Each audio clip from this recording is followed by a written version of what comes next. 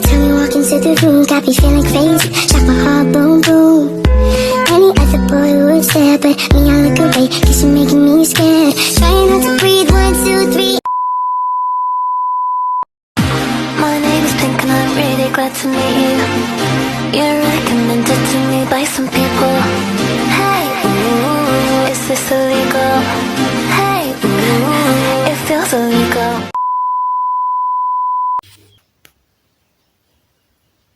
Assalamualaikum warahmatullahi wabarakatuh. Nama saya Rosifatul Faiz. Saya dari kelompok 9 dan saya tidak sendiri. Saya bersama teman saya yang bernama Nurlaila Mauboy. Kami akan menjelaskan mengenai menelaah konflik perkawinan beda negara. Dalam konflik hukum perkawinan beda negara ini bisa disebabkan oleh beberapa hal. Salah satunya itu karena adanya perbedaan sistem hukum dari negara-negara yang terlibat tersebut. Seperti halnya itu kehilangan kewarganegaraan dan juga hak asuh anak ketika pasangan tersebut sudah memiliki anak. Nah, dalam hak asuh anak ini menjadi sesuatu hal yang menjadi permasalahan juga nanti di kemudian harinya. Ya karena sistem hukum yang berbeda tersebut. Lalu hilangnya kewarganegaraan ini juga bisa menjadi salah satu penyebabnya. Yaitu di mana ketika seorang anak tersebut hilang kewarganegaraannya itu maksudnya dia akan harus mengikuti kewarganegaraan dari ayahnya. Tapi ada hal yang menjelaskan lebih spesifik dalam hal tersebut. Konflik juga bisa terjadi ketika adanya penyelundupan hukum. Contohnya ketika seorang WNI, pasangan WNI sesama WNI, mereka ini mempunyai kepercayaan yang berbeda dari masing-masing pasangan tersebut. Konflik juga bisa terjadi ketika adanya penyelundupan hukum. Contohnya itu ketika ada seorang sepasang WNI, mereka ini mempunyai kepercayaan yang berbeda, agama yang berbeda di antara mereka, lalu mereka itu ingin melangsungkan pernikahan.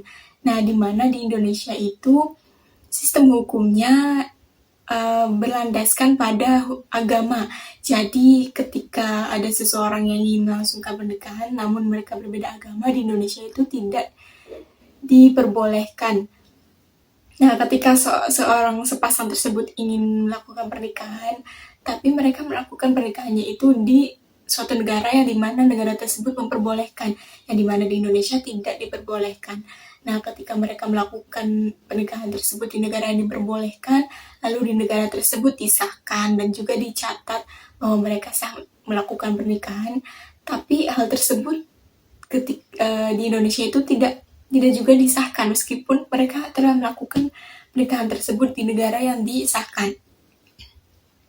Jadi hal ini tetap dianggap tidak sah dan tidak dicatat di Indonesia. Dalam perubahan kewarganegaraan diatur dalam pasal 26 Undang-Undang Nomor 12 Tahun 2006. Di situ menjelaskan bahwasannya jika ada seorang perempuan ini berasal dari Indonesia, warga negara Indonesia, kemudian dia ingin menikah dengan seorang laki-laki yang berasal dari negara asing, mereka ini melangsungkan pernikahan. Nah, ketika sudah melangsungkan pernikahan tersebut, kewarganegaraan si perempuan ini dianggap hilang oleh kewarganegaraan, oleh sistem hukum dari suaminya ini. Nah, dalam kewarganegaraan si suaminya ini, kewarganegaraan perempuan itu hilang dan harus mengikuti kewarganegaraan dari suaminya. Tapi dalam kewarganegaraan Indonesia dari si perempuannya ini dianggap tetap menjadi warga negara Indonesia. Nah, untuk lebih lanjutnya itu akan ada 2 asas yang dimana asas ini akan mempermudah jika ada seorang sepasang jika ada seorang sepasang yang ingin melangsungkan pernikahan, namun mereka ini beda kewarganegaraan, dan 2 asas ini akan mempermudah mereka untuk melangsungkan pernikahan tersebut. Baik, untuk lebih lanjutnya akan dijelaskan oleh teman saya yang bernama Nurlaila Momboy. Dari saya, sekian. Terima kasih.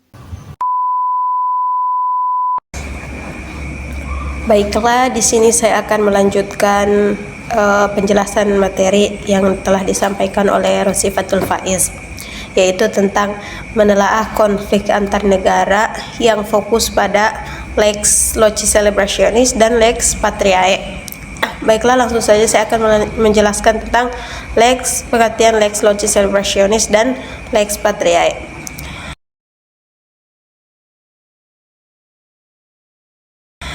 Lex Loci Celebrationis adalah hukum negara tempat perkawinan itu dilangsungkan, atau biasa disebut juga dengan hukum perayaan, yaitu yang menentukan syarat sahnya suatu perkawinan.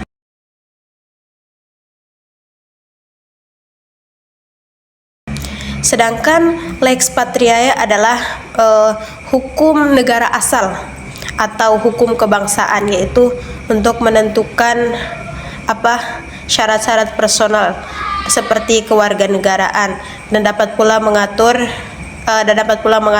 syarat sahnya perkawinan dari perspektif personal atau identitas salah satu pihak yang melangsungkan pernikahan. Adapun prinsip-prinsip dari Lex Loci Celebrationis dan Lex Patriae adalah, yang pertama, prinsip dari Lex Loci Celebrationis, yaitu menyatakan bahwa syarat sahnya perkawinan itu harus sesuai dengan hukum tempat perkawinan itu dilangsungkan. Jadi misalnya, jika suatu perkawinan itu dilangsungkan di Indonesia, maka hukum negara Indonesia lah yang menentukan apakah perkawinan itu sah atau tidak.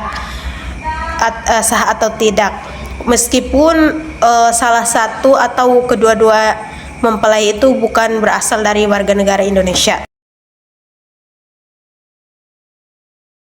Sedangkan prinsip dari Lex Patriae adalah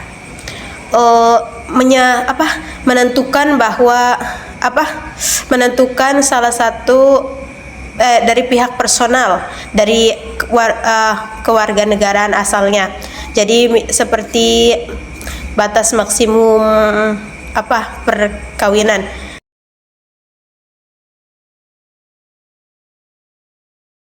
Jadi misalnya ada seorang warga negara Indonesia ingin menikah dengan warga negara Prancis, maka kemungkinan warga negara Indonesia lah yang menentukan batas maksimum umur warga negara Indonesia ini dalam menikahi orang Prancis itu. Sedangkan Lex Loci Celebrationisnya itu yang menginikan formalitas upacara itu, ya, di mana tempat perkawinan itu dilangsungkan.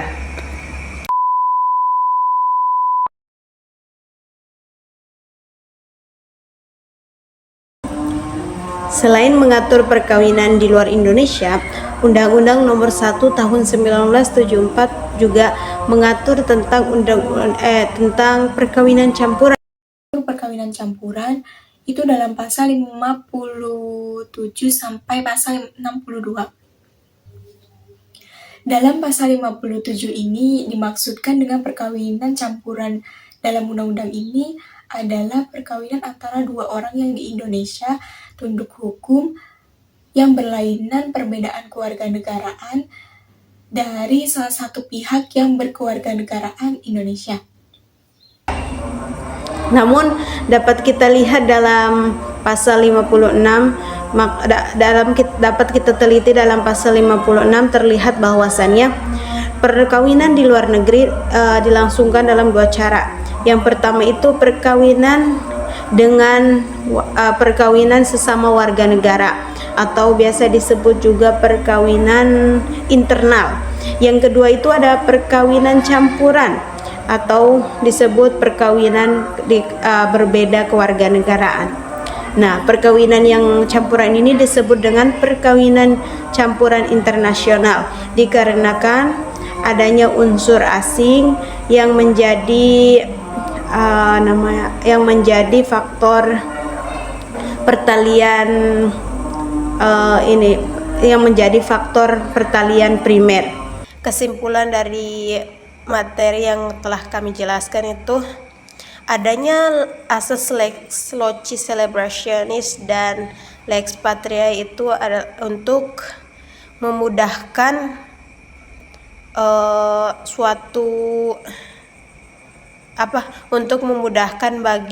untuk memudahkan bagi warga negara Indonesia atau warga negara asing untuk melangsungkan perkawinan meskipun mereka berbeda negara sehingga tidak menimbulkan konflik yang telah kami jelaskan di atas. Baiklah, cukup sekian yang dapat kami jelaskan dari kelompok 9. Kurang dan lebihnya mohon dimaafkan. Wallahul muwaffiq ila aqwamit thoriq. Wassalamualaikum warahmatullahi wabarakatuh.